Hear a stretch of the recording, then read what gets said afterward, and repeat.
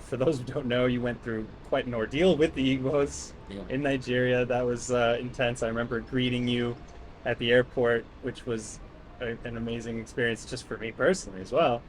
To be a part of that in a small way. Um, yeah, I mean, like they're still quite persecuted, and you found that out the hard way. Right. If you want to talk about For sure. them at all, Good time. First of all, I don't know if you know, but you're actually in our documentary. am I? Yeah, because you were reporting on our situation while we were in prison, and you Yes. were saying it's already day 10, day 14, day Yeah. this that they've been locked up, and so we used a little segment of that to show what Amazing. happened. And yeah, look, I've known you for I think over 2, 3 years. Been a while, yeah. Um, and I remember the first time I came, it was with you and Natasha, first time in the studios. Yeah. But what happened to us is we knew that the situation in Nigeria was dangerous. In fact, we have 7 countries that are in this series, and we knew that Nigeria would be the toughest one. And so that's why we chose to start with it. For Get it out of those, the way in a yeah, sense. in a way. And for those who don't know, the Igbos had been persecuted for generations by the government of Nigeria, and it's because of ethnic tensions between the groups and certain, I would say, assets that existed on some pieces of land versus the others, and economic opportunities versus political power in terms of numbers, and a lot of different things. But the Igbos have been persecuted for generations. In 1967, there was the Biafra War, where 3 million Igbos were exterminated, and still to this day they're being persecuted. But thankfully, the government has actually changed since. So Bezat Hashem will be making our way back to Nigeria in the next few months Finish that to storyline. finish the series. But unfortunately, when we made it there, the government decided to kidnap us and to abduct us out of nowhere. We were 7 in the morning in our hotel room, getting ready to film for the day and film the preparations for Shabbat. And around 7:30, there's a phone call from the lobby saying, "Come downstairs. The police are here. Bring your passports and phones."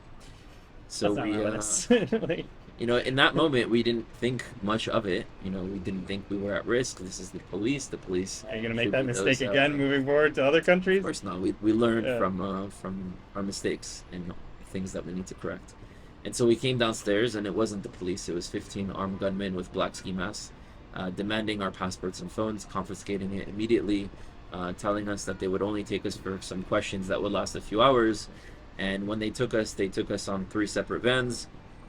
Eventually, we were driven 15 hours away to a Nigerian prison and held there against our will, with no lawyer, no phone call, no due process, no food for the first week, only water, living in horrible conditions in a cage.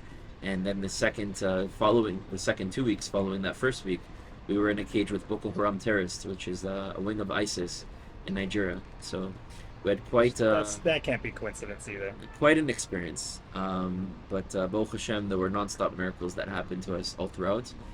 We stayed strong. At no point did we allow them to break us, or at no point did we give up or think we were going to die. We knew we would make it out of there. The question was when. We didn't know if it would last a few days, a few weeks, a Right. few months, years. We had no contact with the world. We didn't know if people knew about us. At some point, we found out that we had an idea of how to create contact with the world, because on around day 5 or 6 they wanted to give us some food, and I told them I refused to eat your food because I keep kosher, and they were shocked because they had starved us already for 5 days. That now we're telling them that we're not going to eat their food, and Was that a so collective decision between you? You guys it, just it said, was it was a decision, but it was a decision with a motive, because I knew where there was kosher food, and I told them that if you want free kosher food, you need to call this place called Chabad, that exists in this city called Abuja, which we were at. And I knew that if Chabad were to hear that they needed to provide kosher food for 3 Jews, they would put 2 and 2 together and realize that this is where we're being held. And so they played on our bluff for a day, and then the next day they actually called Chabad. They told them, "Listen, there's 3 Jews that we need you to provide food for." They didn't know that all the Jews know each other, and that's when the world really found out where we were. Jewish geography to the rescue. Yeah, and how keeping kosher can save your life. Seriously. And Baruch Hashem, then the world found out about us. We met the Israeli ambassador who had come to see us to make sure that we were okay. And at that point, we knew the world knew where we were, so we felt more comfortable. but we didn't know if this was like a thing that people would care about for 1 or 2 days and then would go away, people would stop caring. It captured the you know imagination. we had no idea of where it would go, if people still cared, if people were rallying, if people forgot.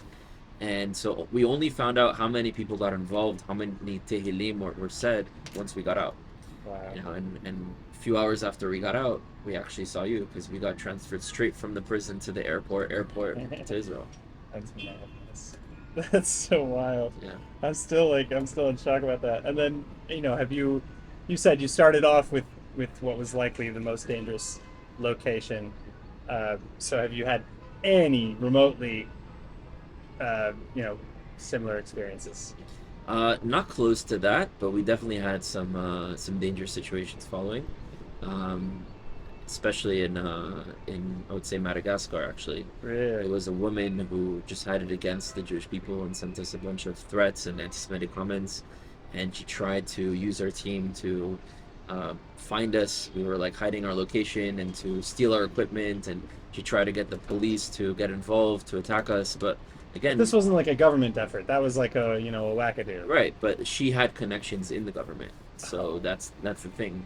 So at that point, when this happened, I actually told David, who was one of our team members, we're three, to take all the gear and the storage and the memory and everything, and to fly out of the country. And we would keep one camera in order to keep filming for me and Noam. And eventually, we went to the capital, and we went to the police station, and we were like, listen, there's a woman who's after us, who's trying to do all sorts of problems. Here's the proof. And we knew she was also on her way to the police station, so we were wondering, are we going to make it before her? Because the first impression you get with the story is usually also what lasts. And imagine she could say all sorts of nonsense about us and get the police to want to arrest us, and it's not like we haven't been through something like this before. And we got to the police station first. I was wearing my IDF jacket, and the police commissioner of Tana sees my jacket, and he's like, "Oh, you were in the IDF." And I was like, "Yeah." I was like, "Oh, we love the IDF." And right away we had a connection. And it was actually Friday, so that night was Shabbat, and we were going with the Jewish community in Madagascar to do Shabbat, and he asked to come with us.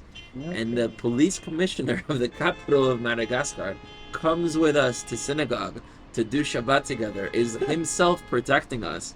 And he connected us with us so much that he says the next day, whatever you guys need, I'm going to have two of my best men protecting you guys. And those men didn't know who we were, what our background was, and they showed up in the morning to take us around.